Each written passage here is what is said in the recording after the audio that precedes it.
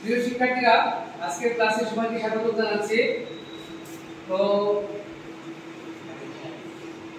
আজকে তোমাদের সাথে কথা বলবো স্ট্রাকচারাল সেন্টেন্স।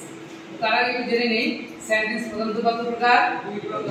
দুই প্রকার। তুমি বলো কি কি? অ্যাকর্ডিং টু স্ট্রাকচার আর কি according to function and meaning. অর্থাৎ according to function and meaning অনুসারে বাক্য হলো পাঁচ প্রকার। ঠিক আছে? Assertive, interrogative, imperative, operative, exclamatory. আর অ্যাকর্ডিং টু স্ট্রাকচার অনুসারে বাক্য কত প্রকার? তিন প্রকার। ঠিক আছে? সিম্পল, কমপ্লেক্স, ঠিক আছে? খেয়াল করো, প্রথমে সিম্পল কাকে বলে একটু দেখি। সিম্পল সেন্টেন্স কি? যে সেন্টেন্সে একটি সাবজেক্ট থাকে ও একটি ফাইনাইট ভার্ব থাকে, তাকে কি বলে? Simple sentence. খেয়াল করো, হি কেম হিয়ার। এখানে কি? হি হলো সাবজেক্ট আর কেম কি? Finite verb. ফাইনাইট ভার্ব চেনার নিয়ম মনে আছে কারো? ফাইনাইট ভার্ব চেনার নিয়ম সম্পূর্ণরূপে শেষ হয়ে থাকে। ঠিক আছে? ভার্বের প্রেজেন্ট ফর্ম, ভার্বের পাস্ট ফর্ম এবং অক্সিলারি ভার্ব সহ মূল ভার্ব। ঠিক আছে? দেখো এখানে কি আছে? I shall do the work. এখানে কি? শেল এবং ডু। শেল কি? Auxiliary verb. শেল এবং ডু দুটো মিলে ইনফাইনাইট ভার্ব। এই যে আই সাবজেক্ট, শেল ডু কি? Finite verb. ফাইনাইট ভার্বের চেনার নিয়মগুলো কি কি? ভার্বের প্রেজেন্ট ফর্ম, তারপর কি? ভার্বের পাস্ট ফর্ম এবং অক্সিলারি ভার্ব সহ মূল ভার্ব। তারপর দেখো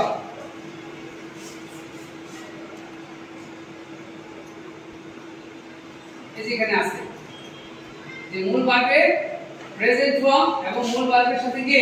অ্যাসপেক্ট যুক্ত ভার্ব কি? Finite verb. ক্লিয়ার? কি? We play football, he eats rice, she goes to school. তারপরে মূল ভার্বের কি? পাস্ট ফর্ম এবং অক্সিলারি ভার্ব সহ মূল ভার্ব কি? Finite verb. She came here, আবার কি? I have finished the work. She can make a good result.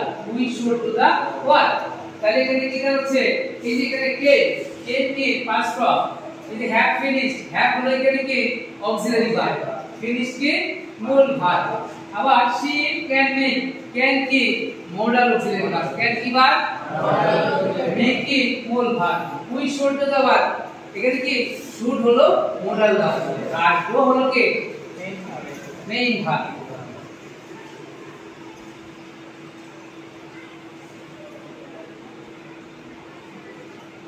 এখন সিম্পল সেন্টেন্স চেনার উপায়। চেনার উপায়টা একটু খাতায় লিখে নাও।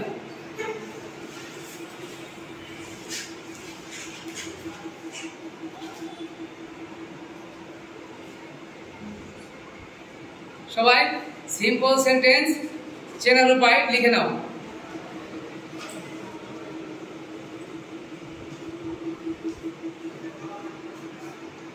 চেনার উপায় কি আছে? 2 প্লাস ভার্ব, তারপর কি?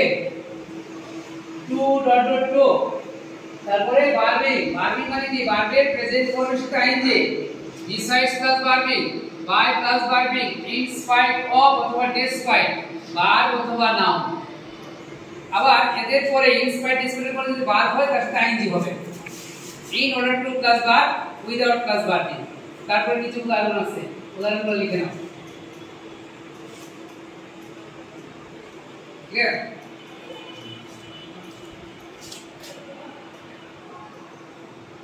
আশা করি তোমরা বিষয়টি কি? এখন আমি একটু এক্সপ্লেইন করে দেখাচ্ছি। স্ক্রিনে তাকাও যে এখানে কি? যে এই যে দেখো আই, আই কি? সাবজেক্ট, ওয়ান কি? ফাইনাইট ভার্ব, ওয়ান কি? Finite verb. আর এখানে এই যে দেখো 2 প্লাস ভার্ব। এখন যদি তুমি ব্যাখ্যা করো, আই হলো সাবজেক্ট, ওয়ান হলো কি? Finite verb. সিম্পল সেন্টেন্সের বৈশিষ্ট্য কি? একটা সাবজেক্ট, একটা ফাইনাইট ভার্ব। মিলছে? এখন আমি যদি এখানে ব্যাখ্যা করতে যাই, সেম তাই পাবো। দেখো কি পাবো? যে এখানে কি হি হলো সাবজেক্ট, ইজ হলো কি ফাইনাইট ভার্ব। আর এই যে টু থেকে যে কোন বাকিটুকু যদি তুমি ব্যাখ্যা করো তাহলে এখানে কি তুমি সাবজেক্টও পাইবে না, আবার কি ফাইনাইট ভার্বও পাইবে। অর্থাৎ এটা একটা কি হয়ে গেছে, একটা ফ্রেজাল ওয়ার্ডের মতো হয়ে গেছে। তাহলে সিম্পল সেন্টেন্সের বৈশিষ্ট্য কি, একটা সাবজেক্ট একটা ফাইনাইট ভার্ব। আবার এই যে এখানে in spite of his being poor, in spite of his being poor, তুমি যদি এইটুকুকে ব্যাখ্যা করো দেখবা এখানে কি কোনো সাবজেক্ট নাই, ফাইনাইট ভার্ব নাই, আবার এখানে কি একটা আছে কমা আছে। তাহলে মনে রাখতে হবে সিম্পল সেন্টেন্সে কি বসে, ফ্রেজ বসে। কি বসে? কি বসে? ফ্রেজটা শুধুমাত্র সিম্পল সেন্টেন্সেই বসবে।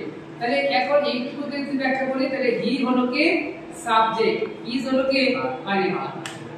ক্লিয়ার?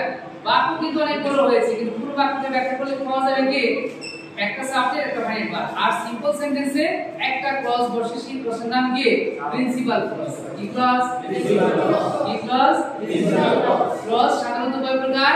তিন প্রকার: principal clause, subordinate clause, coordinate clause. এর মধ্যে সিম্পল সেন্টেন্সে কোন ক্লজটা বসে? Principal clause.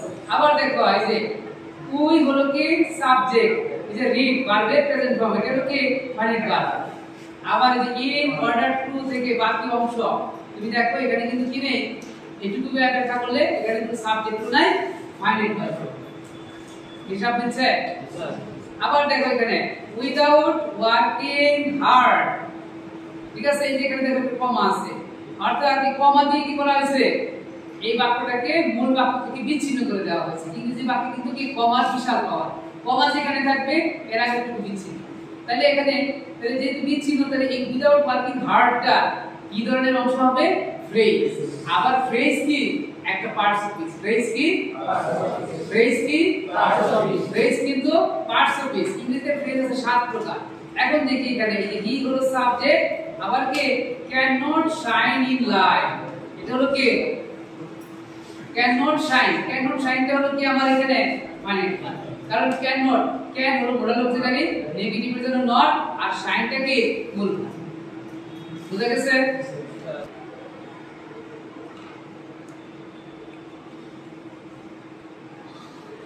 পরের স্লাইডে আছে কি যে বাক্যে একটি প্রিন্সিপাল ক্লজ ও এক বা একাধিক সাবঅর্ডিনেট ক্লজ থাকে তাকে কি বলে? কমপ্লেক্স সেন্টেন্স বলে। ওকে, এখন কমপ্লেক্স সেন্টেন্স চেনার উপায় করে সবাই লিখে নাও।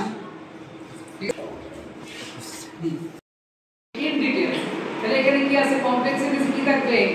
একটা প্রিন্সিপাল ক্লজ আর এক বা একাধিক সাবঅর্ডিনেট ক্লজ। এখন আমরা এখানে দেখব কি সাবঅর্ডিনেট ক্লজ কিভাবে চিনব। অর্থাৎ সাবঅর্ডিনেট ক্লজ চেনার নিয়মটা এখানে আমি তুলে ধরেছি, যেমন that, if, although, though, before, after, as, since, because, so that, whether, unless, when, how। তারপর কি whenever, তারপর আছে কি where, wherever, তারপর why, till, until, তারপরে why, what, who, which, whom। এরা কি সবাই সাবঅর্ডিনেট ক্লজের উপাদান। অর্থাৎ এদের পরে যদি কোনো মানে ক্লজ থাকে তখন পুরো ক্লজটার নাম কি হয়ে যাবে? Subordinate clause. আমরা পরের স্লাইডে গেলে চিনব। খেয়াল করো, আসতেছে?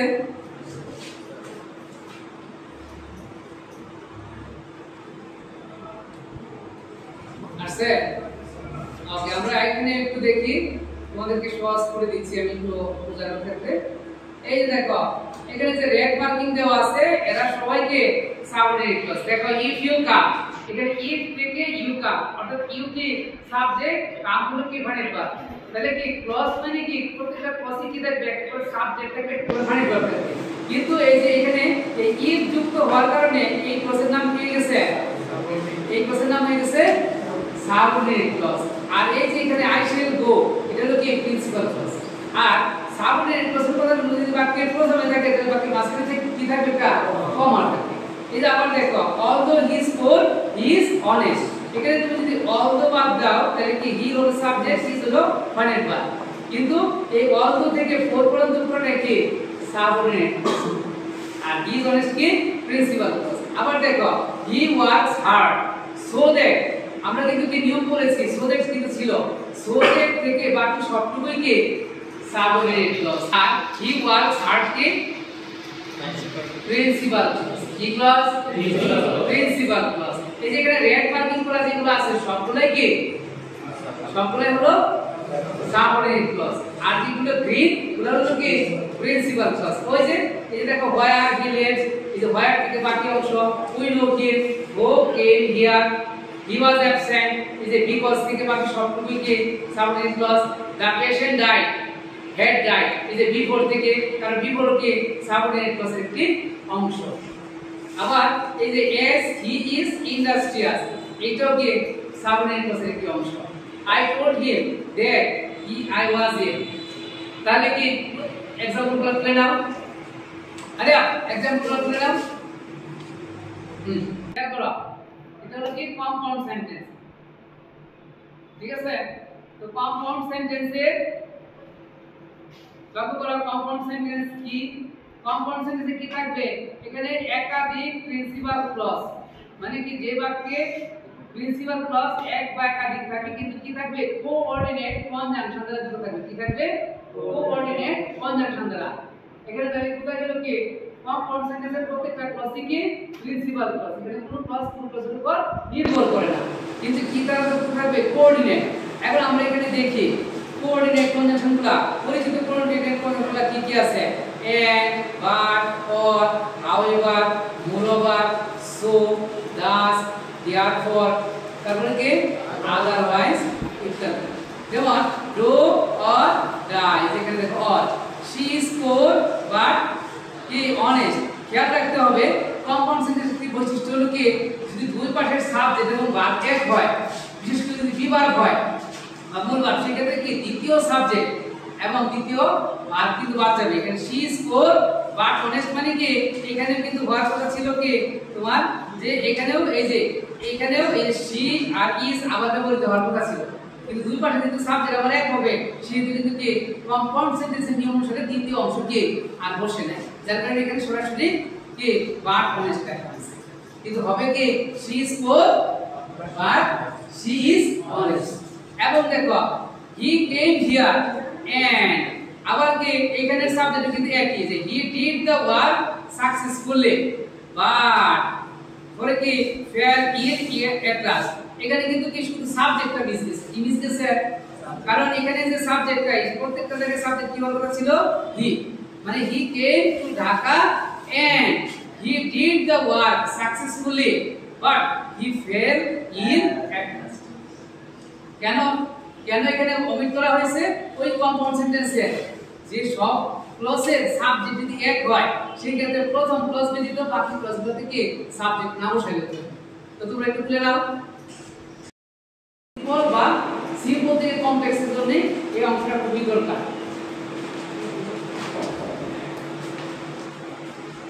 এখানে কি দেখতেছি কম্পাউন্ডের বৈশিষ্ট্য, যে দুটি ক্লজ থাকে কোঅর্ডিনেট কনজাংশন যুক্ত থাকে এবং দুটি ক্লজ কি প্রিন্সিপাল, এরপরে কি কোনো ক্লজের উপর নির্ভরশীল না। যে জিনিসটা লক্ষণীয় আছে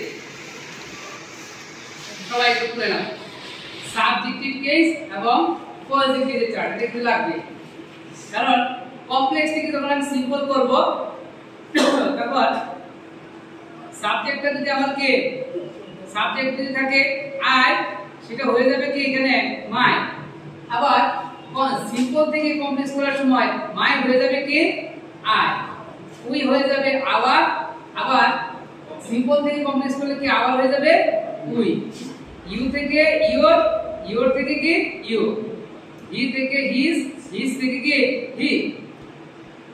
যদি কমপ্লেক্সের সি থাকে সিম্পল করার সময় হয়ে যাবে কি হার, আবার সিম্পল থেকে কমপ্লেক্স করার সময় হার হয়ে যাবে কি সি। ইট ইটস, আবার ইটস থাকলে হবে ইট, এটা সাবজেক্টিভ। দে হলো কি দেয়ার, আর দেয়ার থাকলে হবে দে। ক্লিয়ার?